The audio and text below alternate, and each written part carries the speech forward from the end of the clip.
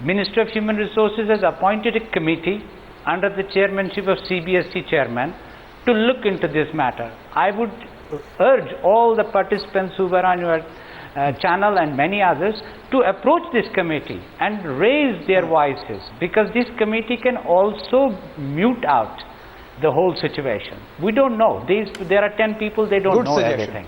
So it was an opportunity. It is an opportunity now. It has only arisen last week after 1.5 to 2 years of our lobbying with the ministry. So I think absolutely, I do not disagree that we have a cultural problem. We even have a social problem. Our nation suffers from seniority syndrome for hundreds of years. I'm not denying we have so many problems. Social fabric has disintegrated, lots of problems. But regulation, a set of regulation for prevention is absolutely essential. And the sooner we bring it, the less tragedies we will have. Okay, Professor Chatterjee, you heard Mr. Kachru there, Dr. Rajendra Kachru there making a very, very important and perhaps, a suggestion that can immediately be implemented. That is the solution that he has actually offered. But, the point that we were trying to raise over here is, I'm again going back to the Supreme Court directive. The directive says it shall be the collective responsibility of the authorities and functionaries of the concerned institution, and their role shall also be open to scrutiny for the purpose of finding out whether they have taken effective steps for preventing ragging, and in case of their failure, action can be taken. It's very clear. The directions are there. Can I come in here for can I clarify this, please? I completely agree with... yes, Dr. Kachru. In a moment. Professor Chatterjee, just hold on. Dr. Kachru has a point and then I'll come back. The Supreme Court judgment.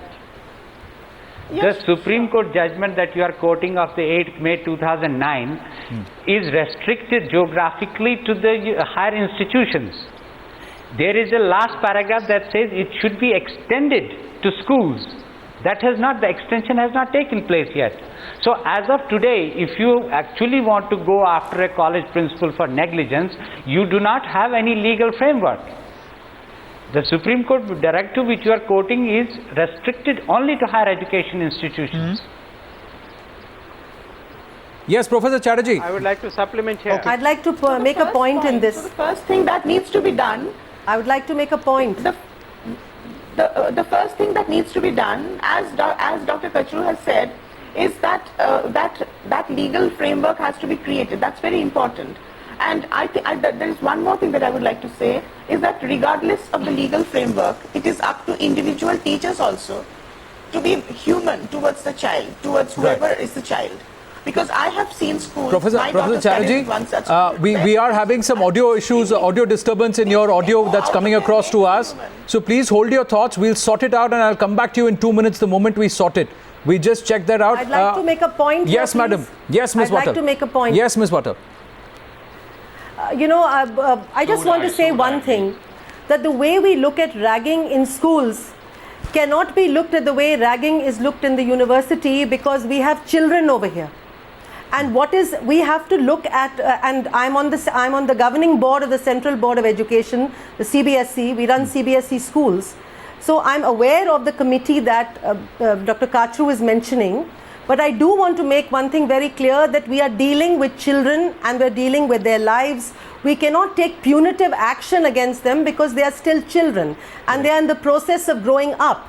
We have to take preventive measures when we build buddy system, mentoring and monitoring, engagement, making groups of children, develop leadership, and again have sensitive teachers who understand sensitivity, bring in humanism into the Madam school system, sorry. have activities which bring reflection. Might sound a little cynical here. It all sounds very nice in theory, but in reality, is that the true case? Barry O'Brien sitting right next to Debjani there. This be the they are doing it. There are schools that are doing this it, should be done in schools. Barry, tell me, should be held how accountable. often have you seen a teacher not say, brush aside an issue, brush it aside and say, these things happen, it's a minor thing, it's all right. This is all part of growing up.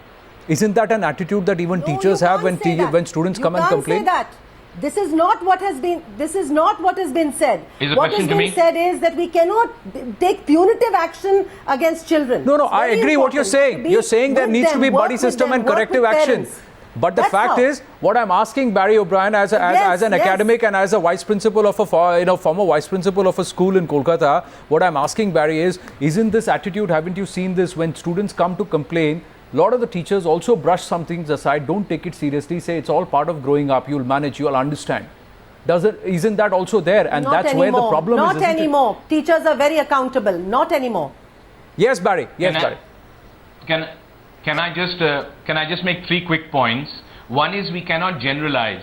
There are many teachers who would do exactly what you said, and there are many teachers who give a lot of time and take a lot of care over each child. I'd like to make a quick point over here. The school you keep referring to, where I literally learnt my trade, as it were, South Point. We had 14,500 students over there, 75 students in a class. So when I used to teach, everyone would ask me, how would you manage? And in fact, who do you deal with? How do you deal with them?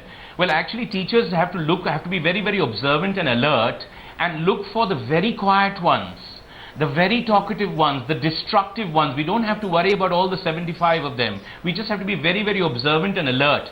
Parents need to also at home, please observe your children much more closely. Coming back to your point about the schools, when I joined, there was a complaint to the principal, Mr. Indranath Guho then, and a lot of people went to him and said, it's impossible to get Mr. O'Brien. The children are always in his room. The parents are always in his room. And Mr. Guho had a smile on his face and he said, that's why I brought him here. I think that's what we need to do. There've got to be some points in the school, some people in the school who are just more approachable than others, because everybody can't be doing this job. The other role is our traditional role of class teacher.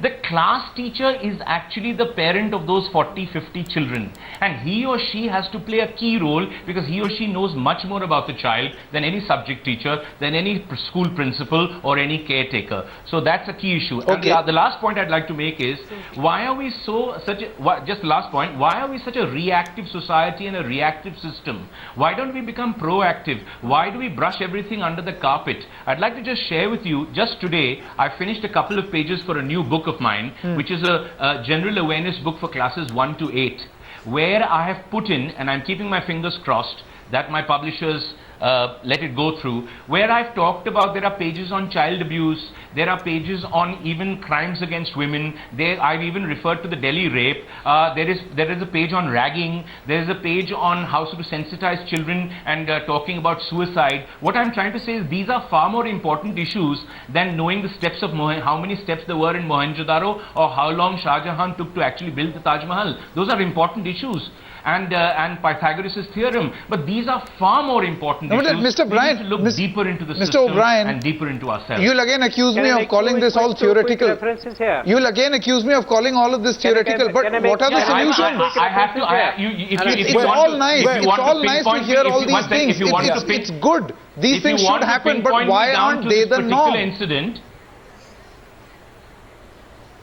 exactly there my are two point as an quick references I educator. would Let's quickly get in a word from Can't you Professor sense the Chatterjee. We lost her frustration in line my just a short voice? while back. Can't Mr. you O'Brien, just coming back to you in a short moment. Professor Chatterjee, Yeah. you know, there is another fear that parents have. Yeah. The fear is that, you I know, just wanted the to make bigger one the school, point. Yeah. the more reputed Yeah. the school, the more snob value the school principals, teachers, everybody has. And, you know, the more difficult it is to actually approach them or to, you know, get into grievance redressal. Again, it's a valid fear. No, I think it's very important to be accessible. I think it's very, very important to be accessible. Very important. As a teacher, I teach in a college and I am very accessible. And I know that our principal is also very accessible. I think it's very important to be accessible and to be a friend to your students. But more than anything else, today I watched an interview of the girl's father, the little girl who died, her father, and he came across to me as an extraordinary man. Even in his grief, he said two things. He said that with my daughter's death, I hope many more daughters would be saved and that the system would be put into place. And the second thing he said, that no matter what happened to my daughter, there is no justification behind vandalizing the school, because the school is like a temple And if there are one or two bad people there, that doesn't mean that you desecrate the temple. Fair point there. Excuse me, can I say something here? Yes, want to final make word, Dr. Kachru. We are running out of time. Yes, sir. Yeah, I want to say something on accessibility complaint redressal. It is a useless exercise if you tell the college students or the parents of the child who is getting bullied to go to the same school teacher and report it. It has to be reported remotely, like we do in the case of ragging, and then we tell the college principal. So it's a very important psychological thing. So if they can pick up the phone and ring me in Delhi, I tell the college principal rather than they going directly to the college principal. And we also have a record of everything that happens. Another thing is that we always misunderstand the law is always punitive. It is not meant to be punitive. The law on ragging is a prevention. Students who are in the higher education are not to be penalized, but their teachers are to be penalized if they neglect. Well so said. Schools can have the same prohibitive. Well said, Dr. Kachru. We can have laws which penalize the teachers, not the students. Students are small children. You have made very fair points. As we wind up this debate, the 11-year-old, what she told her parents was she doesn't want to go back to the school and complain because she is fearful of being bullied again, and she would have to bear the brunt herself. That's why she doesn't want to go back. So what Dr. Kachru said, that it has to be made remotely and there needs to be some thought there. Very, very burning issue, and he's put it out very rightly. Ladies and gentlemen, thanks for joining us on the News Hour tonight.